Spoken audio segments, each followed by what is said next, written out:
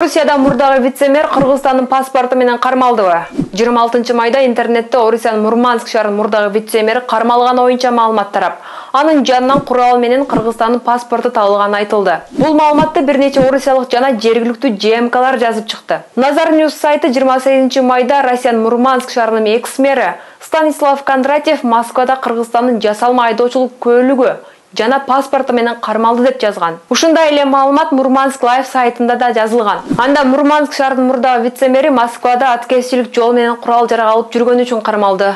Укук коргоо органдары аны жасалма айдоочулук көлүгү жана паспорту болгонун аныкташкан. Анын унаасынын багажынан курал-жарактар, анын ичинде травматикалык тапанча, бычактар, бронестер, тактикалык өтүктөр табылган. Табылган документтер Кыргызстанда түзүлгөнү айтылды деп жазылган ал сайтта. Бул маалыматтар бир нече сайтта чыккан. Бардык ЖМКлар кабарында Шот Telegram каналына шилтеме берген. Анда милиция Станислав Кондратьевди текшерүүгө алганда паспорттор Кыргызстанда берилгени аныкталды.